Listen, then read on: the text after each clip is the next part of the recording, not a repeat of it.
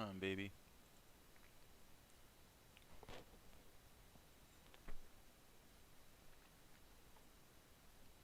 Are we live? I think we're live. Yes. For 7 seconds, I've been live. Okay, I'm back. I was on earlier today for what, 3 hours, I think? Got a couple shots done. And what do we have going on now? Well, it is about 5:45 Eastern Standard Time. And we've had these shots kind of going back and forth between the Prince and Tianara, and now, oh, it's nothing but fun that we are going to now be able to divert over to Mel for a moment. So I'm going to go ahead and make my use my good old pencil and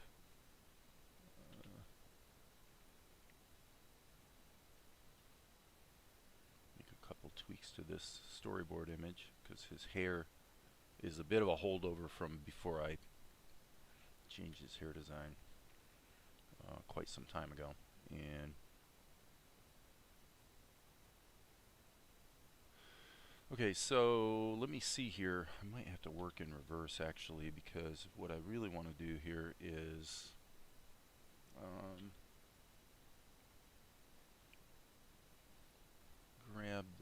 grab his head and just redraw it in a different pose. So just kind of scribbling around to find that pose.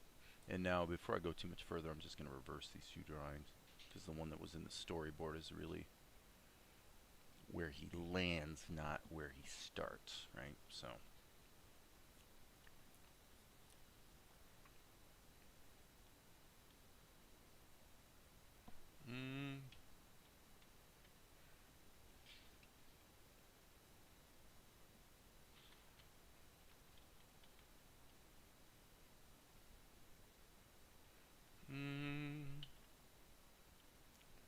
grab that and move it up a little bit more. Yeah, that's better probably.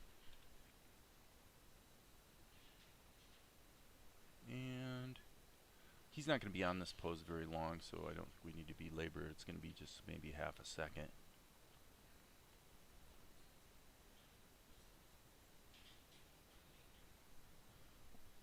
So we'll just kind of block that in, and I don't think we need we don't need multiple tweens, I think. So that should get us pretty much there. So let's just say that timing is going to be what I said then. Really, what he's going to do is he's going to be kind of like, and by the way, I think this is a little small.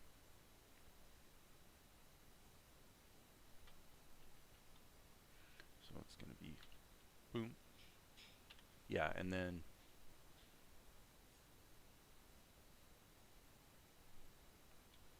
yeah, so somewhere in here, I would say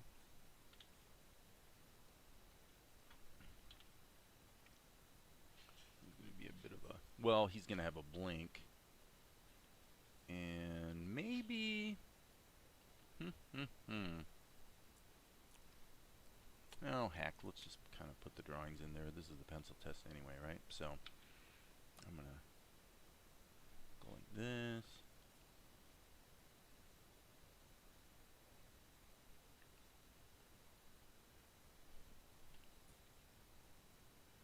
And D.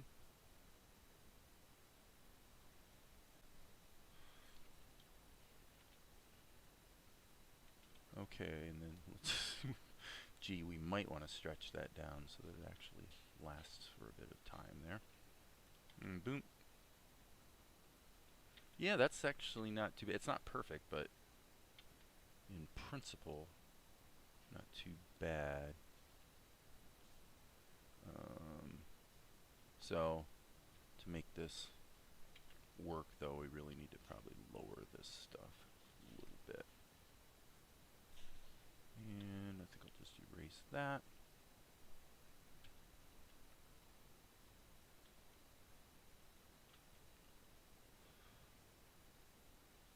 Yeah, so actually on the whole blink thing really needs to be lowered slightly as well. Boom, boom, boom, and that got lowered too much.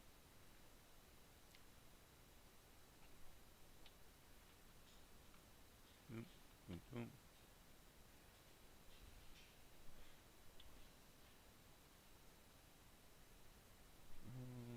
Don't love that.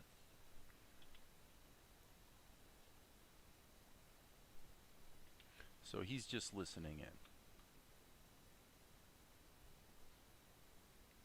At this point.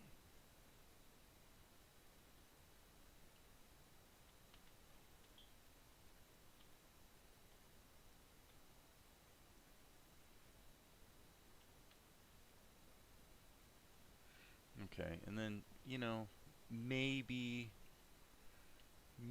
there'd be a little bit of a sort of cocking his head sideways a little bit as he's listening as well.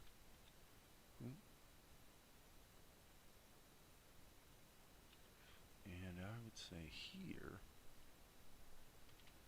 let's dive in here and make his eyes a little bigger, I think, just a little bit. So I'm gonna, I guess I could just kind of steal these shapes and change the brows up here. So Control V and B. So I'm just thinking that probably overall, I'm not going to worry about it right now, but the headband probably needs to be raised up just a little bit to make it all work. Okay, so now let's go back, and before we dive into ink and paint, why don't we just make sure everything detail-wise in the drawing that's supposed to be there is in fact there. Trying to move quick, just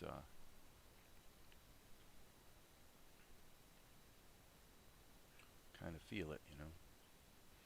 Like Sam Cooke said, don't fight it, just feel it.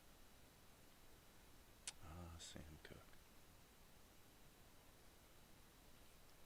Okay, and along those same lines, on this first drawing, since it's going to be, a lot of this stuff's going to get repeated, let's just make sure this is correct so we're not having to get into ink and paint and then realize there's something we didn't really plan. I use the term we loosely since obviously it's just me. Hey Maria. Hey Razlad, you're new here. Welcome to the party. I appreciate you showing up and checking things out. So, boom, boom, boom, boom, boom, boom, boom, boom, boom. That'll work. I'm thinking I'm probably going to put his head on a separate layer so that I can just use the Animate tool to just do a little bit of the cock of the head after he, you know, as he's listening in. Just finished sharing a couple curve experiments on Darren's Discord. Oh, that's cool. Working on your own animatic. About to finish animation for one character. Very good. Very good. We're all in this together, right? Just making cartoons, baby. There's never been a better time in the history of humankind to be media creators. There's never been a better time. Especially with the global pandemic. So, yeah, so we'll get the ink and paint kind of jammed in there real good on this first drawing. And then we'll have to, and we might as well, like I said, we might as well just literally put his head on a whole different layer, or level, I guess is the correct parlance for Tahoma or OpenToonz. And for those who are wondering, hey Dave, you're always like into doing your art in Krita and then cutting and pasting it into Tahoma. Well, why aren't you doing that? No particular reason. I've been having fun and getting stuff done pretty effectively in Tahoma, and so, you know, to a degree, if it ain't broke, don't fix it. Okay, that didn't work. Actually, I don't really need to put his other foot in there, I don't think. It's just, I mean, you could. Basically, if you're going to do it, then what you'd want to do is draw through the character. So I'll just grab this color so that I can, whoa, that's not what I wanted to do. I still want to use the pencil. So let's go to raster. I'm not going to do charcoal. I'm going to do the standard pencil color. Typically when I'm doing a pencil test too, I tend to use red actually. Some people like blue. Pick your poison. Doesn't really matter. Do what works. So if we're going to draw through the character, then this is what we would see. And then obviously we've got kind of a shape somewhat like that for the,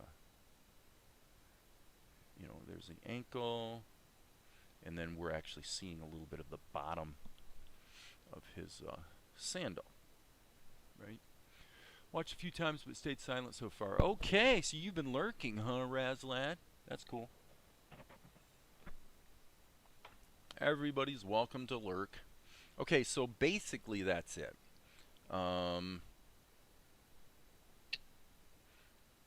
Yeah, so this is just a little bit of a storytelling device where we're kind of like not wanting to forget about Mel, because, you know, he's still here, surreptitiously paying attention to what's going on inside the tent. So if you don't know too much about what's going on with the story, well, I don't think I'm going to recap it too much at the moment, but I guess we'll do a really quick, the quick recap is that Mel's on a, he's on a mission and the monkey stole his bag. Way back here, the monkey reached, this is actually a fun shot, the, when the monkey comes up and, whoa, he's really into that bag. He likes that bag. So then Mel's, since there's a letter in the bag that's like really important, Mel is now chasing after the monkey, and that brings him to this tent. And inside the tent is the hapless Tianara, who is betrothed to the prince against her will. But Monkey smells something yummy, and he's realizing, yum, there's something down there in that tent that I think I want. So he's going to go down there, get into the tent. Meanwhile, Mel's up there now. He's caught up, and somewhat frustratingly, you know, he's ticked at the monkey. Mel's, excuse me, drinking my martini. So Mel's hearing the voice of his caretaker and mentor, emphasizing how important it is that he not lose the letter. Of course, that's precisely what happened. And so he's ranting and raving about how everything's not really going his way. He looks to the sky. A little help! And unfortunately, all he gets from the sky is that. To which he says, I'm just not feeling it. So anyway, he's kind of hosed, and Monkey slips in the tent. You guys don't mind this recap, do you? It's kind of fun stuff. Hey, Pen. So Monkey goes in the tent and sees the stuff he was looking for, which is like a bowl of dates or something. Throws the bag away. Meanwhile, Mel's ranting some more, and now he's going to chase after the monkey. But then he pauses because he hears voices inside the tent. When inside the tent, Golek, who's the head cheese working for the king, you might say, he's basically the bad guy, tells the slave girl to go fill the bowl of dates, and then he has a little chit-chat with Tianara. But meanwhile, Tianara notices that Monkey has slipped into her tent. So that gives him a little wink.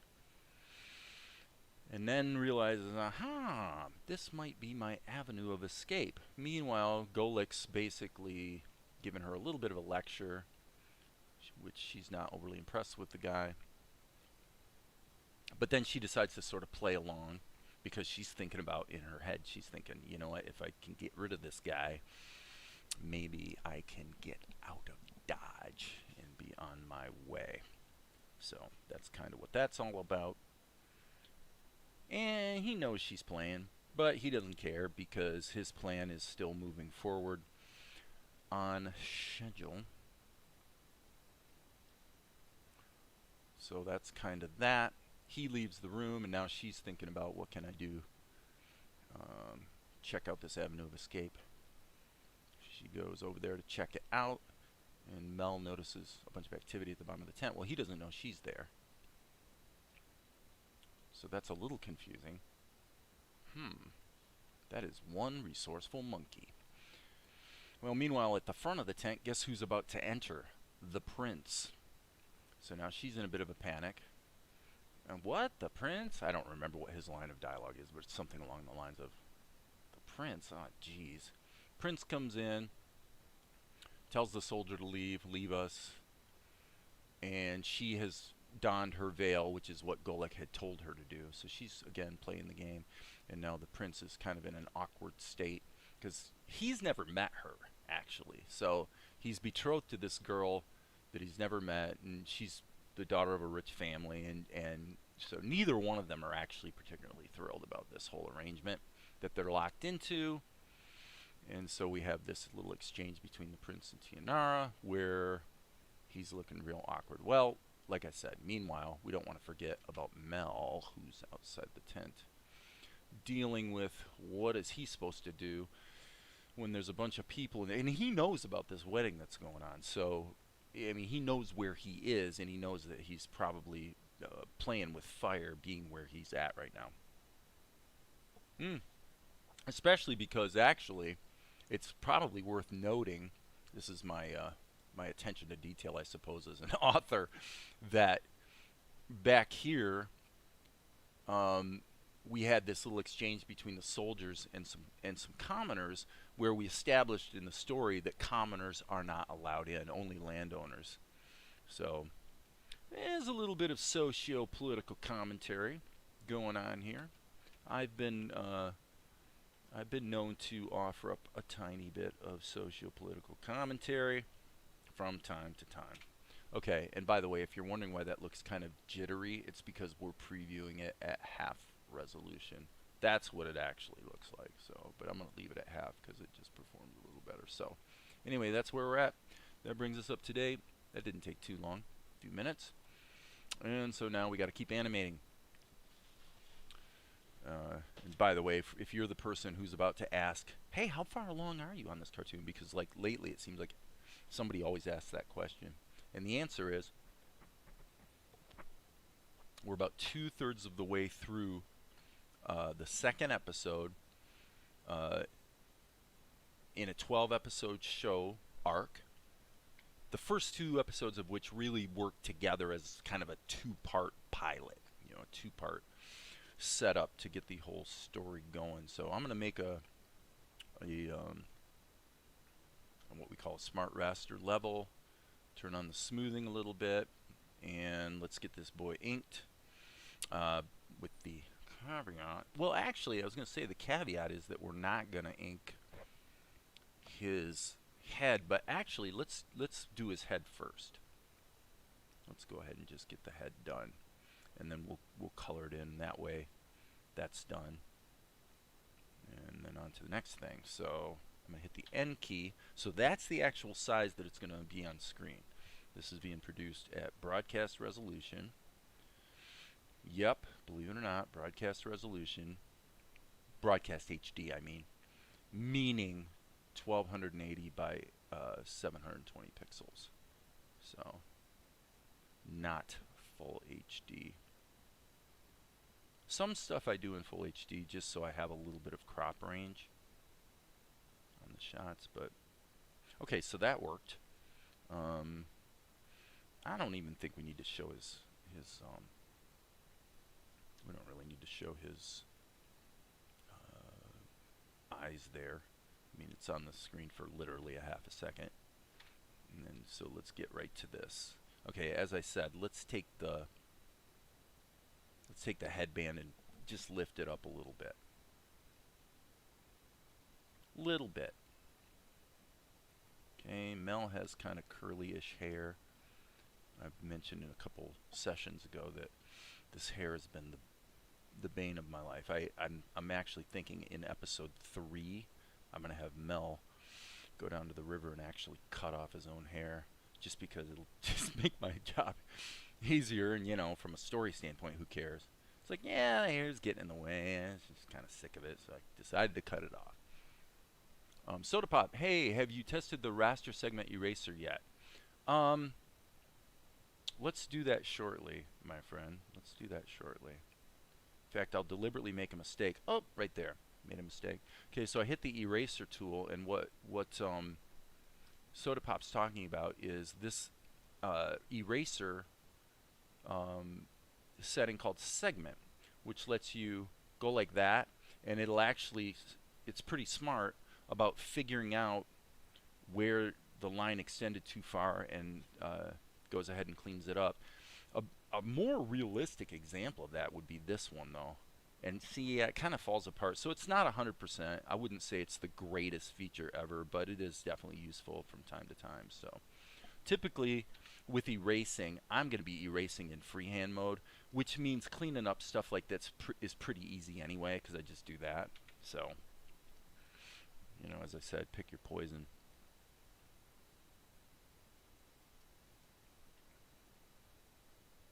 Wow, Kyle's back already. I gotta go unlock the door. Hang on a sec.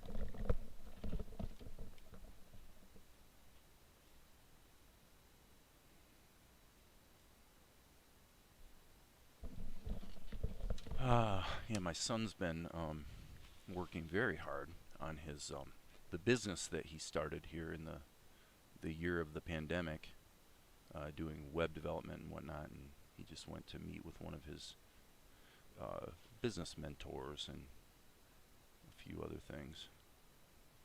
Didn't think he was gonna be back until like 9 or something. So surprise, he's back. Okay, that'll work. Now this one, let's just hit the D key, make a duplicate of it, and then I can hit my eraser. Actually, I'm not going to erase that. What I'll do is I'll just go like this. It's a little easier when the color is not already on the screen. Okay, and now I can just hit the B key, turn that into an eye blink, and then the eyebrows come down. So for this shot, probably, or this frame, probably be okay to just take the eyebrows out completely, kind of whip them back in there. And yeah, it's good for overshooting lines, right? So that's what it's for. You know, I don't know. Other people's experience may be different. They may find they use it all the time. You know, I don't know. For me, I expect that probably most of the time, if I'm going to be doing erasing, I'll probably just be continuing to use my time-tested lasso erasing mode. N key. Okay, so that is... I'm not feeling that quite right. We're a little off character here, friends. Little off character. I'm definitely feeling that this needs to come up just a skosh. And then I'm going to hit Control and see if I can actually load. It makes him start to look a little bit younger than he actually is. So, no big deal. That's what you hit the S key for, which, like the eraser, I always have it in freehand mode, so I can just draw a lasso around whatever I want to work with. And that's that. There we go. Cool beans. So that's that. Alright, so we're going to have his hair, his headband, his flesh tone, and his eyes. So we can just wing it on the colors because we can always change them after the fact. So I'm just going to get these all into sort of a mid-tone. And then we'll say, okay, that's going to be the hair. The hair is basically kind of a somewhat muted, fairly dark purple. The flesh tone for Mel is generally about there. The headband is basically a pretty dark green. And the whites of his eyes are going to be white but pulled back just a little bit. Okay, so then the first thing I'm going to do on the head is use the whites of his eyes color to just close these shapes so that they're going to fill properly. So there's that. Okay. All right, so now we're going to try something that I have hardly ever done, but I'm going to do it just for demonstration purposes because it's nothing but fun to do so, which is we're going to, actually, before we go too much further, let me do a little bit more cleanup here. Chisel that, chisel that. Let's just make sure we're happy with the imagery before we do what I'm about to do, which is the OpenToonz and Tahoma range fill. So I'm going to hit the fill tool, normal mode, but I'm going to select frame range. Okay, so this is a cool one. So what I'm going to do is I'm going to pick a spot within which we're always on his skin. So I'm going to click here, and then I'm going to click here. And now what should happen, but didn't, that's a new one. I have never seen the frame range option just fail like that. That's kind of new. I don't know how many people use the frame range option, so I don't know if I've uncovered a bug in Tahoma 1.2 or what. But let's try it again with his hair. So there's his hair. Again, we have frame range selected. I don't think we need to do anything particular over with the application mode. So we should be able, what should happen is a little red mark should show up here, and it doesn't. So if anybody's out there and has some insight, I wonder if it's got something to do with the, because another thing in Tahoma 1.2, which I have not even tested yet, is this gap closer, which could be kind of a killer feature on Tahoma 1.2 if it really does a good job of closing gaps. Because the bane of all animation software, in my opinion, always is their fill tool. You know, it's still not quite where it needs to be. For example, in Blender 2.8, you know, 2.93 obviously now is where we're at with the Blender versions. But okay, and so let me just go ahead and do the whites of his eyes, and then we'll come back and fix a few things up here. Okay, so another thing you can do is if you hit your fill tool and then you go into freehand mode, what it lets you do is lasso an area, and now, interestingly enough, now the frame range option wants to work. Okay, that's a little weird. I'm going to turn that back off. So the frame range option seems to work only in freehand mode, which is probably the least useful place for it to work, since normally you're not going to be lassoing the areas. Normally it's going to be a click, but what do I know? Okay, so there's that. And as you can see right here, we've got the similar situation where we want to just lasso it so we can fill in the areas that didn't quite get filled when we clicked. Okay, we'll deal with shadows later. So that's that. So the happy news is that we can, so you're using Blender too. Yeah, I mean, I've been using Blender since maybe 1999 actually, but definitely since 2000. But I just haven't been able to get down with the grease pencil as a reliable go-to tool for, you know, this type of animation. Just haven't been able to. I've tried over and over. Just a couple weeks ago, in fact, I did one of the recent scenes was done completely in Blender 2. Well, to be accurate, I think it was 2.81a that I used, even though I have 2.93 on my system. And you know, it's just like always the same thing where I get to the point of doing ink and paint, and then I find situations where I want to take a piece of something, pop it into another layer. There's just kind of a process I go through where it invariably winds up being more hassle than just like redrawing stuff. I don't know. That probably doesn't make a ton of sense, but it somewhat summarizes what my experience has been with the grease pencil, because I've been using the grease pencil actually since they, you know, since well, basically 2.79.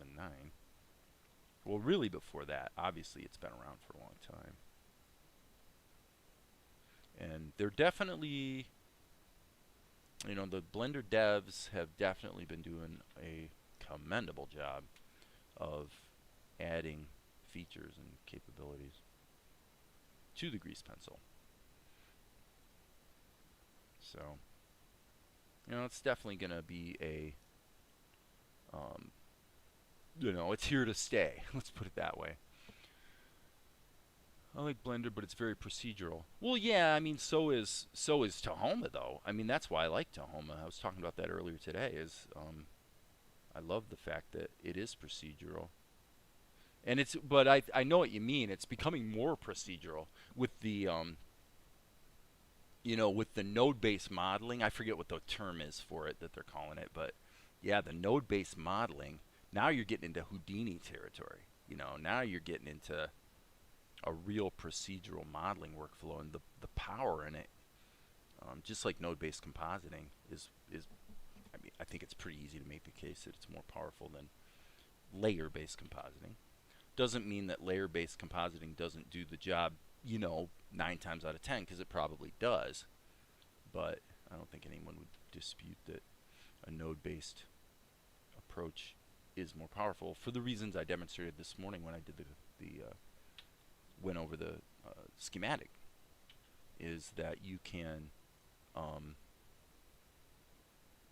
branch. I mean, that's the big win. Is you can take your image processing pipeline and branch it in different directions, and then bring them back together with different blending modes and all that sort of stuff. It's quite cool. Boom, boom, boom, boom.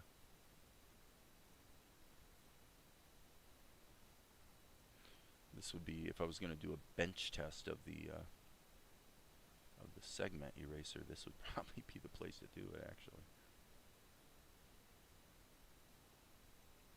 Okay, so I didn't really draw his thumb there the best ever by any stretch, but geometry nodes. Thank you. Yes, such a cool thing.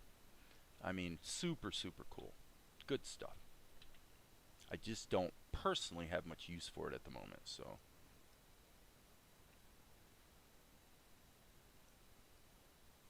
Okay. Zip out. Okay, so one thing, first of all, we should give this a little bit of life. But the other thing is, I'm just going to try to draw this as accurately as I can based on what I know the situation is this is a lighter shade of blue on his shirt. And I think with the head on there, I think that'll probably do the trick. Most of it's going to be covered up. Boom, boom. Okay, boom, boom. And seems to me, I don't remember if he had a strap around his like ankle area, so I'm thinking not. So I might have to go back and check that.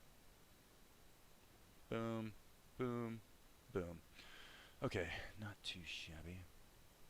That's again his sandal. So we'll go ahead and add the details of that. But I think we're in good shape. Alright, so here what we can do is, first of all, let's steal what we can. I know I'm going to need this. I'm going to need this. I think that's it. So I'm going to go Control C, and I'm just going to pop these over here. Control V, and fill. Okay, and I think I'm in lasso mode, yeah. So that's useful because this hand isn't going to fill properly if I don't do it in lasso mode anyway. So there's that. There's that. Oops, I missed. Do-do-do-do. Now I'm going to go back to normal mode. Boom, boom, boom, boom, boom. And now we got the wraps. And now we need to add 2 more colors for his garment, which is kind of a muted blue. Again, we can always change the colors a little bit after the fact. But basically, we got that, and the wrap again. So, and then let's create a utility color that's kind of in the brown zone, not too saturated, that can just kind of act as a generic color for the sandal hardware. Okay, and that looks a little too saturated for my taste. How about that? Okay, so now we can turn this back on, and we got an ordering problem, so let's just move that to the right and stretch this down to here, hit rewind, and kind of see if we're sitting okay so far. Yeah, okay. So hey Darren, welcome to the party. You can do a ton with PDF too. I don't know what you mean by do a ton with PDF. Okay, so looking up here, funny enough, for some anime studios, Toon Boom and TV Paint are too expensive to use. Yeah, I mean, I could see that to a point.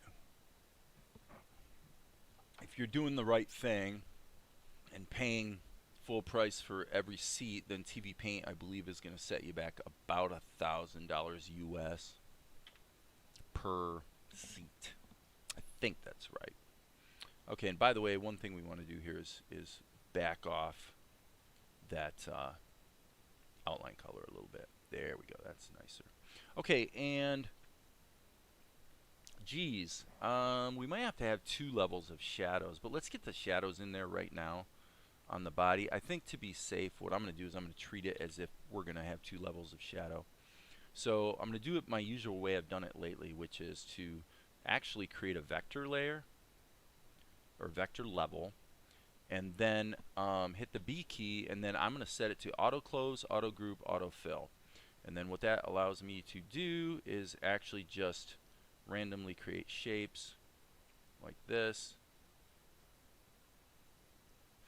and then in the compositing step we'll lighten them up and at the same time clamp them to the character. We'll clip it to the character so that we don't have to worry about the bleeding outside of the lines. What I'm doing as far as being sloppy doesn't matter, because when it composites it's not going to look that way.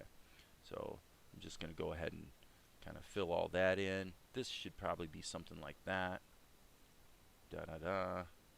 And then let's let his head kind of have an effect here. So we don't have to be too super duper careful. And then just to be safe, hit the old save button.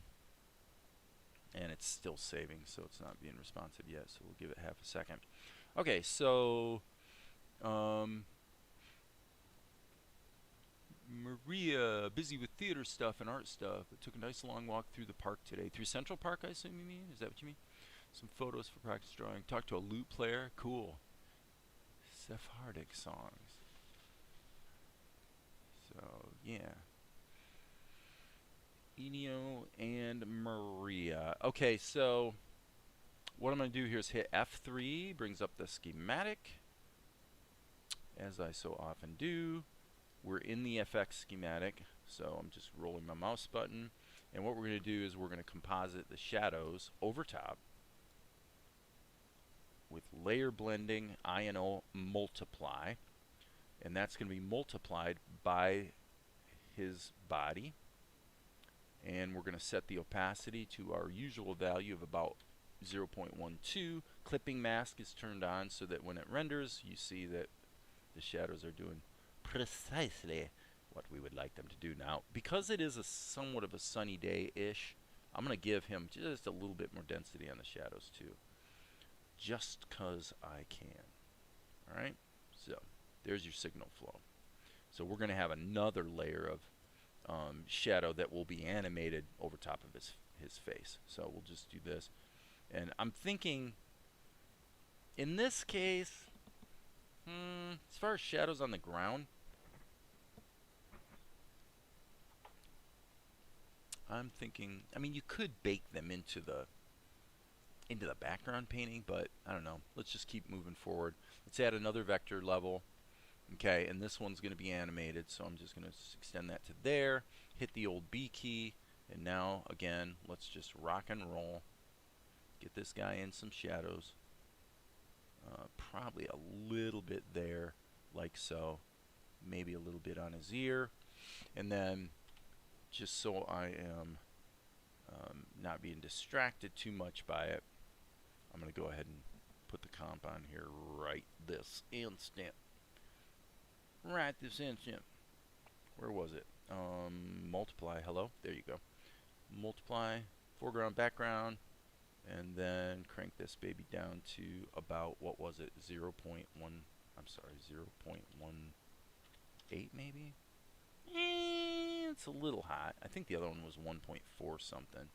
That's pretty good. That's looking pretty good. Okay, damn, it's late. Germany, huh? Hey, a good friend of mine lives in Germany, in Wuppertal. She was a foreign exchange student, stayed with our family in, I think, the year 2000, so 20 years ago. And she is happily married. I think she still lives in Wuppertal, and has 2 beautiful children. Blah, blah, blah. Now, one thing I like, sorry for chewing in your ears, though, by the way, people. Guten Abend. Nice. I've never been to Germany either.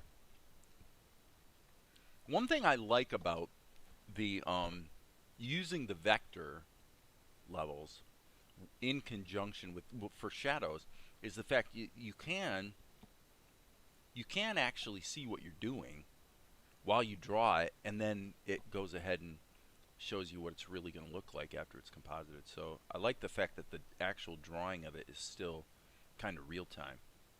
So that's useful. Now, it's not quite right. I'm going to zoom in here. And unfortunately, erasing these shadows is kind of a study in frustration. So rather than even trying to erase it the way you would erase a raster level or something, I'm going to just actually, this can be extended, can it not? I think this can be extended down all the way. Yeah. Okay, so with one little caveat, I suppose. I think maybe, let's look at his eyes, maybe a little bit of tonality here at the tops of the whites of his eyes would be kind of useful. So let's do that and then see what it does down here. Okay, so obviously it falls apart there. So I'm going to have to redo these two. Boom. Okay, so here I'll hit the D key. And then I wish we could do a lasso erase with vector levels too, but we can't. So I wish we could, but we can't, so we won't. And I'm going to hit the D key. And now I can go in and replace that shadow so it looks pretty. That looks pretty. Oh, that's pretty. Okay, N key. Okay, there we go, folks. We're actually only missing a couple little details. Here on the body, I'm kind of missing a little something here. Let's just go ahead and I'm gonna hit the. I'm gonna be bold today, and I'm gonna just not even do this in Krita. I'm gonna just keep doing what I'm doing and create a raster level. Tahoma's got to think. Boom. File, save all. Okay, so then we will, rather than, I mean, obviously the commonsensical thing would be you would drag this to the left so that it's behind everything. But what I'm going to do is just leave it in front for the moment, just so it's easier to paint stuff. So this has kind of been my go-to brush lately. Let's set this to 0. And the tent is kind of a dirty pinkish color. So here we go. Stretch that across there, and then hit the F key. Boom. And then let's go get some. Let's go get some earth. And what I'm going to do is just go ahead and paint, and then we'll come back and deal with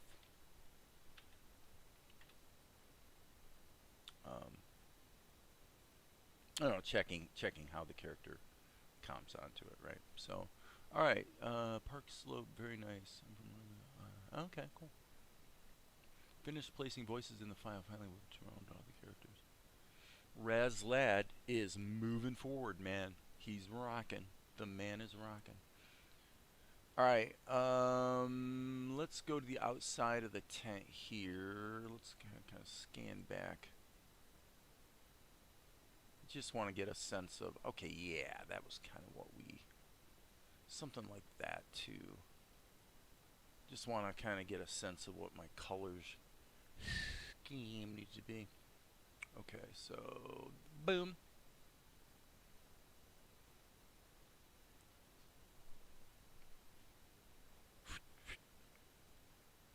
One thing I've been, not to disparage the value of really detailed painting, but I have definitely been seeing how limiting myself to just a very small number of values tends to get me to a satisfactory result a little quicker. Hitting the R key to sample the RGB values, and then I'm going to go just a skosh quieter there. So that's probably going to want to be painted over, and then let's grab that color, and then we're going to kind of need to go a couple notches darker and probably move that towards the yellow slash green end of the spectrum a little bit more, because you just want to kind of see a little bit of a gap there, right, under the tent, under the lip. And now I'm going to grab that color and just a tiny bit darker there too, so we kind of have a little bit of a, just kind of a seam kind of thing. And then actually I'm going to make that even slightly darker. Put that there, and then another one over here. And these are basically the seams where some hapless soul probably had to spend hours sewing this pink canvas together in order to create a tent. So, but yeah, like I said, I'm liking the way this is looking.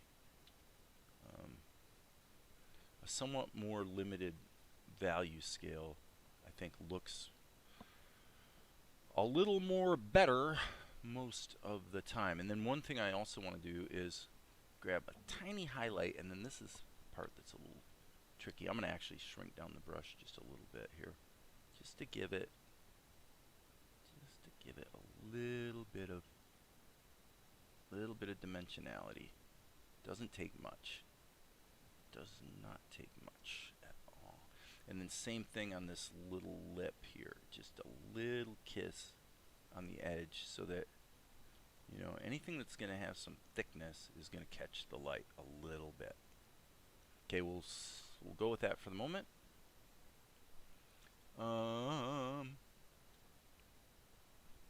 Okay, now let's grab that color and start working with the grass. Now this is going to be back to 0, I would say. So number one, let's give ourselves, whoops, that really needs to be darker if we're going to do that. Let's give ourselves a little bit of a, kind of a little bit of foreground action, just to kind of frame in our shot a little bit. And over here, maybe the same thing there, not too much. Alright, so R key, boom, B key, a little bit darker. And then we're going to want to let this, to a little degree, bleed in front of the tent, just to kind of marry those guys together. And then also, let's try this color actually. I would think we're going to want to like let a little bit of that tent edge cast a little bit of shadow onto the grass that it's, you know, that it meets up with. So that feels pretty good. Don't want to get too detailed. Okay, let's slide this to the left and get rid of our sketch. We don't need that in there. Kind of see how things are looking. Okay, L key.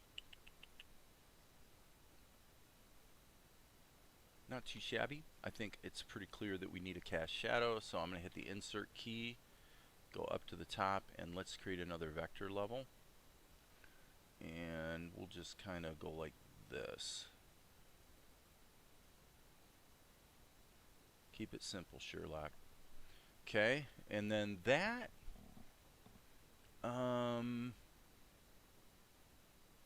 yes, what I need to do is I'm going to hit the C key. I believe that's what I want. Or no, I guess the S key. I'm going to select all of this, and I'm going to reduce the stroke thickness to 0. And that'll create a situation where you can actually, if I'm correct, you can just turn down the opacity of it, and there's your shadow. There's your cast shadow. That works fine. Okay, so cool. Alright, so then we're going to want to amend it a little bit. Boom, when he turns his head. So at that point, I will just essentially paint over what I've got. So hit the B key and just something so that there's a change. Okay, right there we got a little problem. Let me see. If we reduce this also to 0, is the opacity going to actually... it is. Okay. So the opacity is going to pile up on itself. So that means this is not going to work. That's okay. One thing I could also try maybe is turn the opacity down here. And actually, that's not what I want. I think I want, well,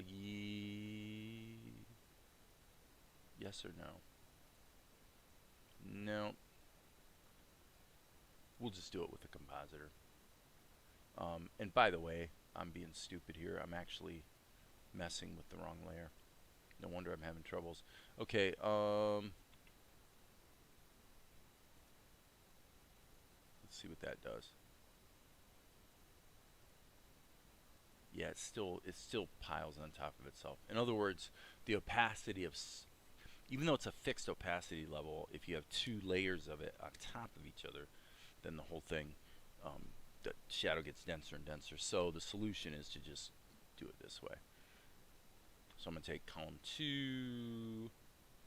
Where are you, column 2? There it is. It's hiding. Column 2 is hiding. Grab this, pull this down here.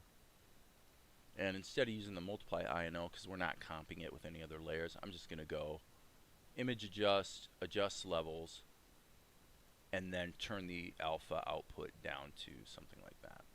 Okay? Boom. Boom. File. Save all.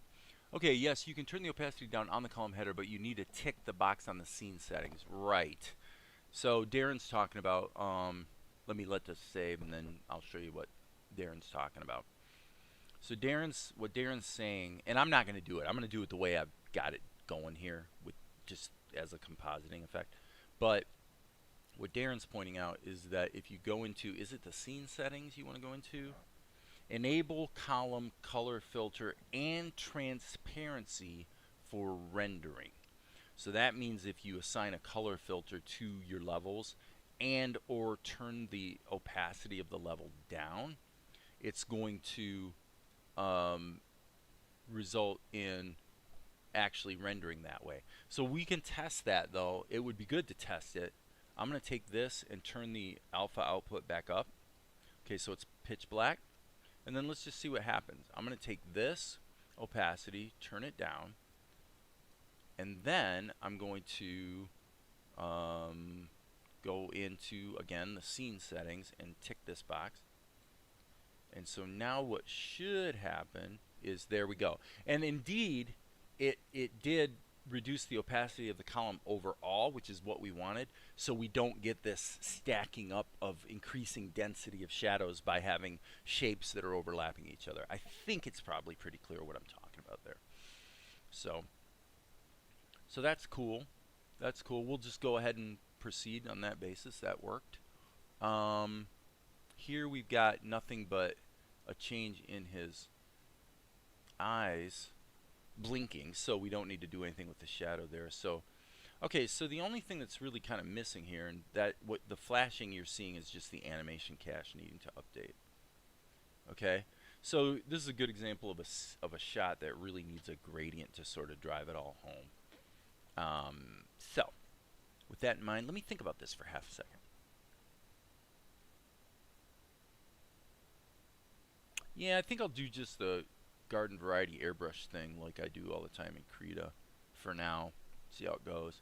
So I'm going to create a raster level. Boom. And then here I'm going to go ahead and grab the old airbrush.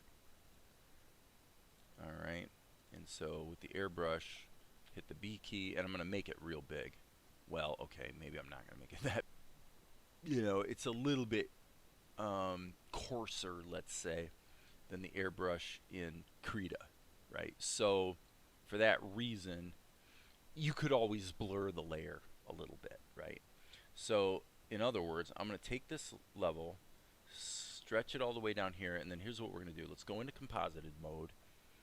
I don't even know what the program calls it. I call it composited mode. I think it calls it preview mode, which doesn't really make any sense to me if that is indeed what it is. But okay, so column 8. Where are you, column 8? Okay, so here's column 8. This is our gradient. Okay, so let's, just to be smart, I'm going to call it gradient. Okay, so what we're going to do is we're going to reorder things a little bit here. What I'm going to do is I'm going to say, well, all my levels render to my scene, which goes out to my output. So why don't we take the scene, and this is comparable to using a layer in Photoshop or Krita, GIMP, whatever, where you're adding an overlay layer. That's what I'm going to do. So I'm going to use the overlay INO.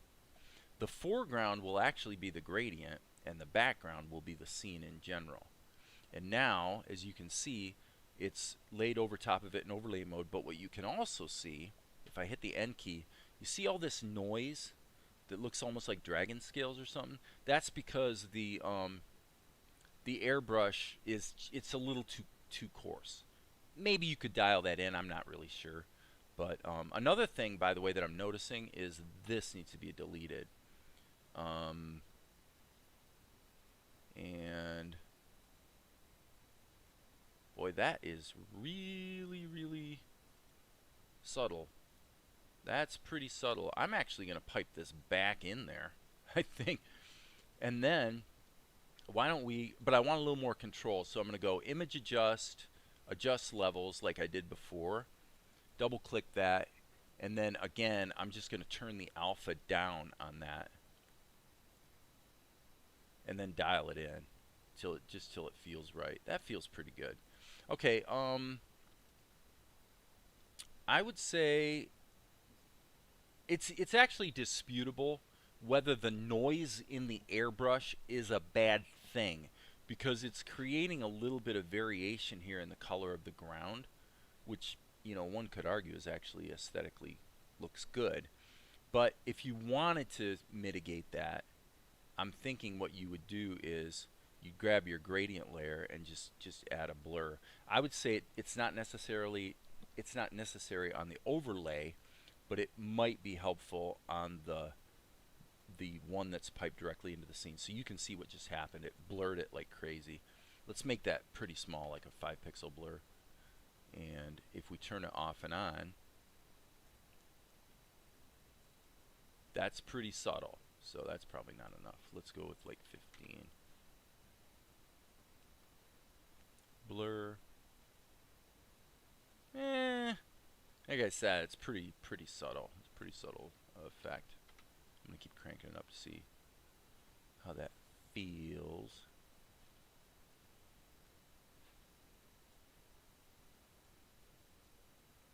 So not too bad. Now the question becomes, do we want to do an overall correction for the scene in general? And I would say no, because typically that I would do that in my editor, right? Just a general color correction. So with that, we've got shot number 515, which we should save, and then I need to make sure my render settings are correct. It's almost midnight. Preview mode, that transparency won't show until you 515 oops. Got to spell stuff correctly. Render, and we're going to render to JPEGs, and that's that. So that is 24 frames. It's a pretty quick shot that zips by. So, all right, let's go back over here to our editor. For the moment, there's the storyboard image for the shot we're working on. And let's get her in the show and see how things are flowing. So this is shot number, what did I say, 515? There it is, 515, only 3 seconds long. Man, that's a lot of work for only 3 seconds of show, by gum. Yeah, it is what it is. Alright, and then this needs to be disable resample. And now we'll switch back to this screen so you guys can see it on the big screen. And we'll see what we have. So there's Sinara, and boom, there's Mel. Okay, it works. It works. I do think probably a little color correction would be warranted here, though, because everything's a little bit bright. I'm thinking let's bring the gain down slightly and also tamp down the saturation just a little bit on this particular shot. And I can always change my mind later. Yeah, and then it's going to cut back to TNR and the prints, and we get on with the story. So, okay, so that's that. Come back over here. Is it easy to use? Is that a question? It's easy to use. I think he's saying, is it easy to use? It's a question referring to Tahoma2d, I would guess. Is that what we're doing here? And to that question, GTSTV954, I would say, yeah. But, you know, there's a learning curve, like any software. You're going to have to spend a little time with it and figure it out, get her down. But with that, I'm going to wrap it up because it's 6:45, and my sister and my mom are on a video call right now. They usually are between 6:30 and 7, and I want to weigh in and check in with Mom and say hi and blah, blah, blah. So with that, I'm going to quickly call it a day. If you, if you get the chance, go back and watch the video from the beginning if you didn't see it all, and, you know, you will hopefully learn something. And again, everybody, thanks for being here. As you know, there will be more.